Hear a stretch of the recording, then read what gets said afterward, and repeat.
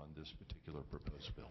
Thank you. Other witnesses in opposition, unless you have new material, just like they did with those in support, just state your name, your organization, and your position.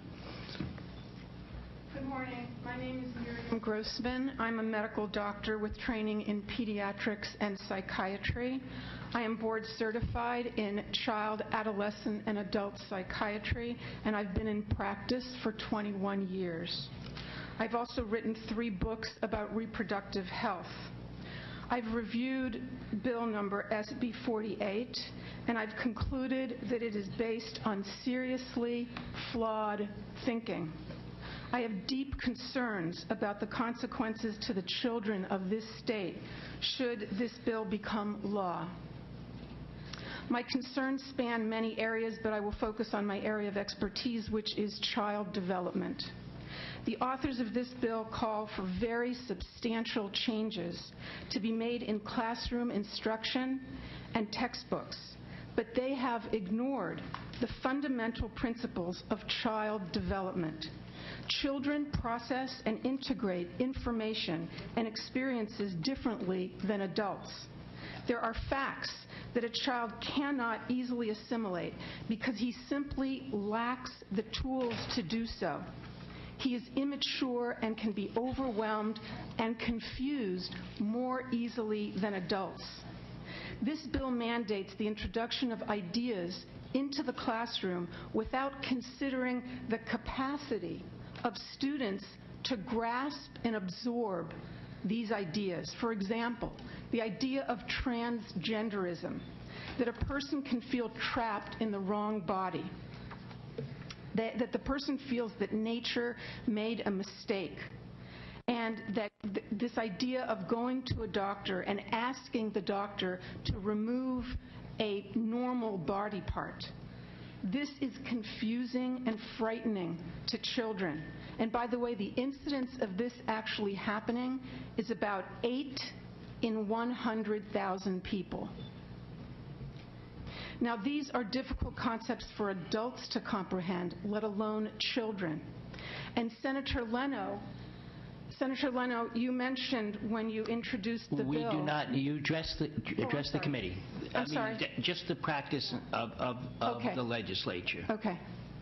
Forgive me. No, that's fine. I haven't done this No, before. that's perfectly, how would you know unless I Okay. told you? All right. I'd like to simply ask the question that if we're going to do this supposedly in an age-appropriate way, please tell me, how does one explain to first graders, second graders, third graders, in an age-appropriate way, the idea of a person coming to a doctor and asking for very critical body parts to be removed?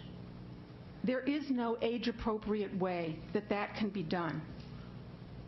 This bill ignores the principles of normal child development, which states that at around age 3, a boy knows that he is a boy.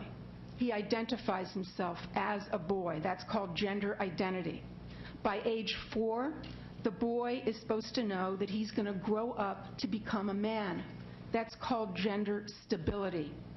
And by 6, 7 at the latest, a child is supposed to know that, for example, a boy is supposed to know that he cannot become a girl even if he wears a dress, and that's called gender permanence. And I'm drawing this from standard child psychiatry material that we all learn. When I evaluate a child in my office, I'm supposed to determine, has that child reached these milestones?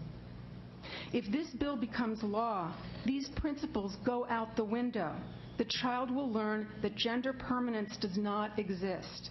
They'll learn that a woman can turn into a man and a man into a woman.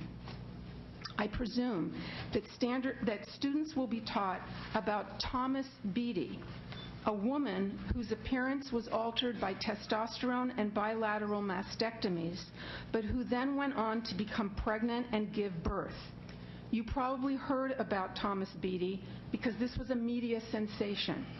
It left many adults scratching their heads. If this bill passes, there is nothing to prevent California textbooks from presenting Thomas Beatty as a trailblazer. Could you please try to wind down? You're already at 4 minutes, and we I know. tried to, you know. I know. And not that it's not important, but we're trying to... I will try. Thank you. It is just so critically important. Would a man, a so-called man, having a child be considered an important historical contribution? I respectfully remind you that in order to conceive, a uterus is necessary, and only females have a uterus. This bill propels us into uncharted territory, and our children will pay the price. A child is not a miniature adult. I'm constantly telling parents who bring their kids into my office this. A child is not a miniature adult. It is our responsibility to protect children as best we can from exposure to facts and experiences that they are not equipped to handle.